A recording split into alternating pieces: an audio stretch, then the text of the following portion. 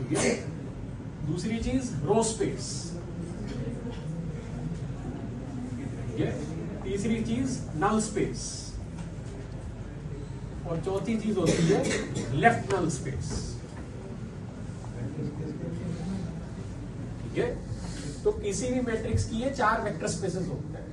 Vector space का क्या मतलब होता है भैया, मैं बता चुका हूं। वेक्टर स्पेस का क्या मतलब होता है, वेक्टर्स का भंडार, बहुत सारे वेक्टर्स का कलेक्शन, उसको वेक्टर स्पेस बोलते हैं, ठीक है।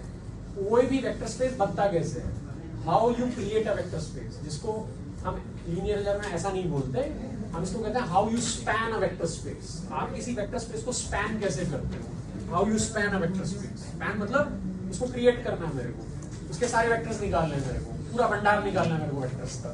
तो मैं कैसे निकालूंगा, मुझे उसके लिए उस बेसिस वेक्टर्स, उसके क्या चाहिए होंगे, बेसिस वेक्टर्स चाहिए होंगे। किसी भी वेक्टर्स के कलेक्शन को क्रिएट करने के लिए, उसको जन्म देने के लिए मुझे कुछ ऐसे एलिमेंट्री वेक्टर्स की जरूरत पड़ेगी जिससे मेरे को बाकी के सारे वेक्टर्स निकलेंगे। उनको मैं कहूंगा basis vectors of a vector space, यानी कि किसी भी वेक्टर स्पेस के बेसिस वेक्टर्स, ठीक है।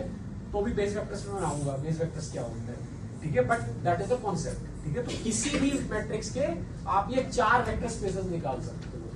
एक कॉलम स्पेस होता है, एक रो स्पेस होता है, एक नल स्पेस होता है, और एक लेफ्ट नल स्पेस होता है, ठीक है। रो कॉलम स्पेस का क्या मतलब होता है भाई साहब, कुछ नहीं मतलब होता है इसका। मान लीजिए आपके पास कोई मैट्रिक्स है, तो भी मैं इस पे आऊंगा, वैसे मैं वहां पे बताने वाला था, लेकिन मैं बताते बताते यहाँ चला गया। तो पहले आप इसको देख लीजिए भाई, ठीक है। अब आप इसको कैसे लिख सकते हो, ठीक है। तो आप ऐसा समझ लीजिए, ये 1,1 की मैट्रिक्स है, ठीक है। ये भी 1,1 की मैट्रिक्स है। आप इसको ऐसे समझिए, सॉरी मैंने लास्ट टाइम ऐसे नहीं समझाया, लेकिन मुझे लगता है शायद मुझे पढ़ाने के तरीके में कुछ चेंज करना पड़ेगा। ये 1,1 की मैट्रिक्स है, ये भी 1,1 की मैट्रिक्स है, ये भी 1,1 की मैट्रिक्स है, और ये भी 1,1 की मैट्रिक्स है। आप इसको ऐसे समझो, ठीक है।